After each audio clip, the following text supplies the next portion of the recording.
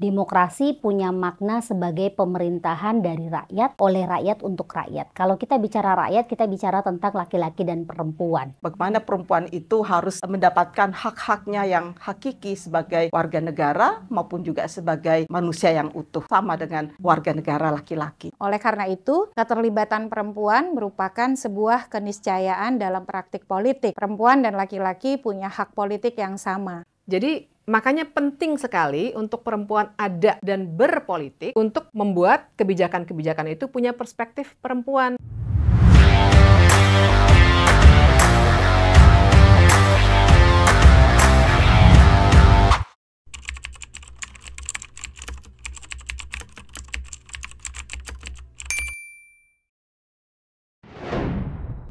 Pertama-tama saya berterima kasih kepada para sindiket yang telah merayakan Hari Ibu dalam acara diskusi sore ini. Penting sekali kita semua menyadari bahwa yang dimaksud dengan Hari Ibu itu adalah hari pergerakan perempuan, di mana kelompok perempuan pada masa itu, ini sebelum kemerdekaan 1928, sudah menyuarakan aspirasinya yang sangat penting bagi pembangunan bangsa dan negara. Karena itu, mari kita semua menyadari bahwa negara dan bangsa ini tidak akan pernah maju tanpa melibatkan peran dan kontribusi kaum perempuan yang jumlahnya bukan hanya besar, tetapi mereka sangat menentukan dalam pembangunan. Terutama dalam pemilu yang akan datang juga jumlah perempuan lebih besar dan mereka adalah mayoritas. Karena itu pemilu 2024 harus mendengarkan aspirasi dan kepentingan kaum perempuan, diantaranya adalah bicara tentang bagaimana perempuan itu diberdayakan, bagaimana perempuan itu harus mendapatkan hak-haknya yang hakiki sebagai warga negara maupun juga sebagai manusia yang utuh, sama dengan warga negara laki-laki. Demikian. Demokrasi menyaratkan kendali oleh rakyat dan juga kesetaraan politik. Rakyat bukan hanya laki-laki, ada juga perempuan. Oleh karena itu, keterlibatan perempuan merupakan sebuah keniscayaan dalam praktik politik. Perempuan dan laki-laki punya hak politik yang sama. Hanya saja memang akses, kesempatan, dan sumber daya membuat perempuan banyak tertinggal karena belum terpenuhi dan memiliki pengakuan yang sama di tengah masyarakat yang masih punya paradigma patriarkis dan maskulin. Oleh karena itu, negara memberikan kebijakan afirmasi melalui jaminan konstitusi pasal 28H ayat 2 Undang-Undang Dasar kita, Undang-Undang Pemilu, Konvensi Penghapusan Segala Bentuk Diskriminasi Terhadap Perempuan yang sudah kita ratifikasi, dan di banyak instrumen hukum lainnya. Tapi ternyata berbagai jaminan negara tersebut mengalami kemunduran dalam implementasinya. Sebut saja pengaturan tentang kebijakan afirmasi keterwakilan perempuan dalam pencalonan di pemilu DPR dan DPRD.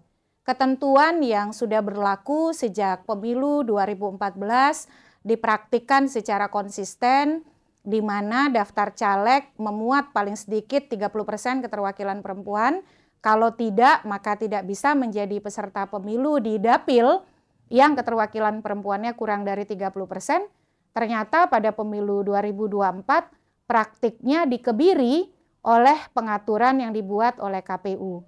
Meskipun kelompok perempuan sudah menempuh berbagai upaya hukum, mulai dari pengujian peraturan KPU ke Mahkamah Agung yang dimenangkan oleh Mahkamah Agung, artinya pengaturan KPU dibatalkan, pasal 8 ayat 2 peraturan KPU nomor 10 tahun 2023, melaporkan ke DKPP, ketua dan anggota KPU mendapatkan sanksi, ketuanya dapat peringatan keras, anggotanya peringatan, mengadukan pelanggaran administratif pemilu ke Bawaslu, dan Bawaslu menyatakan KPU melakukan pelanggaran administratif pemilu.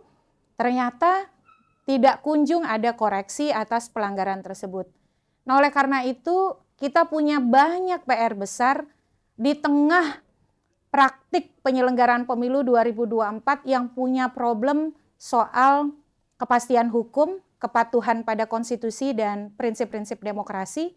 Ada putusan MK nomor 90 yang sangat kontroversial putusan MK yang mengatakan ada pelanggaran etik berat terkait dengan putusan MK 90. Tapi lebih dari itu ternyata perempuan pun harus bergulat dengan upaya untuk melindungi hak-haknya, mempertahankan hak-haknya, karena regulasi yang sudah coba diberikan oleh negara justru dilemahkan oleh organ negara yang menyelenggarakan praktik demokrasi pada garda terdepan, yaitu KPU. Nah, oleh karena itu memang akhirnya gerakan perempuan, suara masyarakat, publik itu tidak boleh berhenti. Sebab demokrasi, pemilu tidak bisa dijadikan hanya sesuatu yang taken for granted atau segala sesuatu yang ada begitu saja.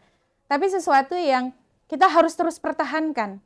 Kita harus pastikan bahwa nilai-nilainya, prinsip-prinsipnya ditegakkan secara konsisten oleh aktor-aktor negara, lembaga-lembaga negara yang memang punya tanggung jawab untuk itu. Oleh karenanya, gerakan perempuan, masyarakat sipil, pemilih, publik, masyarakat biasa harus ambil peran. Setidaknya dalam dua hal. Pertama, jangan takut untuk melakukan aktivisme hukum. Kalau kita melihat kebijakan negara yang melemahkan demokrasi, melemahkan prinsip pemilu yang demokratis, kalau ada pasal-pasal yang bertentangan dengan undang-undang, kita uji ke Mahkamah Agung.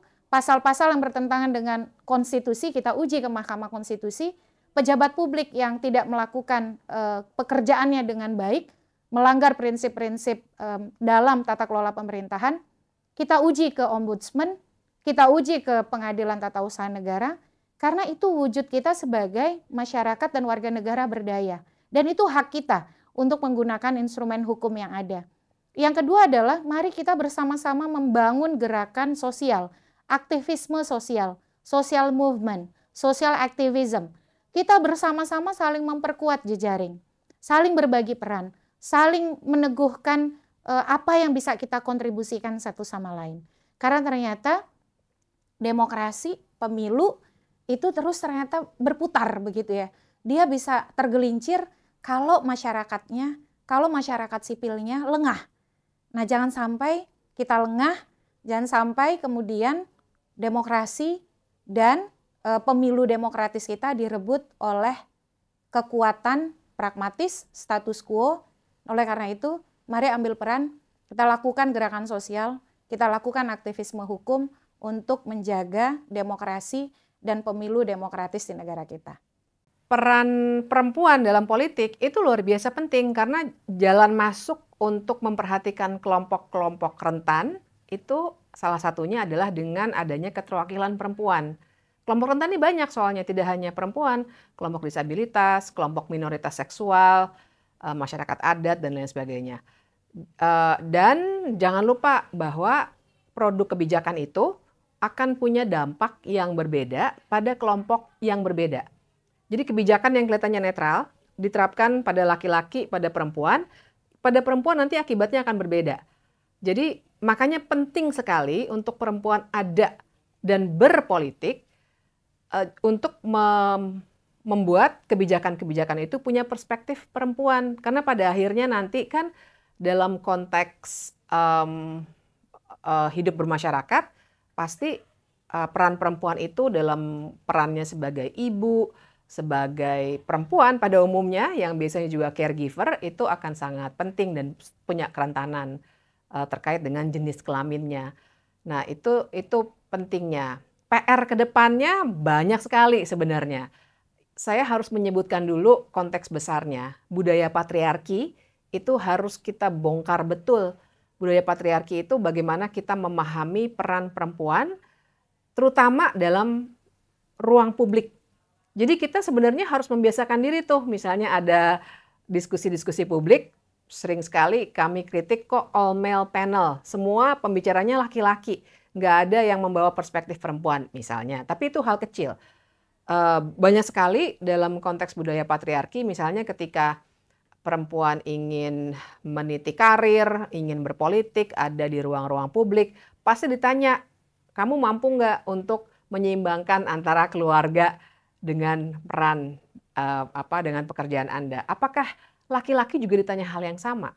Terus kemudian sering dibilang, iya perempuan berpolitik ini tidak berkualitas. Tapi apakah pernah dicek laki-laki yang berpolitik berkualitas atau tidak? Nyatanya juga banyak sekali yang melakukan tindak pidana korupsi dan lain sebagainya. Nah, jadi PR-nya itu harus dibongkar dulu. Nah, secara spesifik turunannya paling tidak nih yang harus kita bongkar. Pertama, dari partai politiknya sendiri. Bagaimana mereka memaknai keterwakilan perempuan. Tidak hanya secara simbolis, perempuan diwakili perempuan, tapi secara substantif.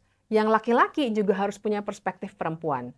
Dan mereka harus memberikan ruang juga untuk perempuan berkarir dalam partai politiknya. Nggak harus elit, tapi dia harus bisa masuk dalam kepengurusan dan mengambil keputusan-keputusan penting di dalam partai politik. Itu satu, partai politik.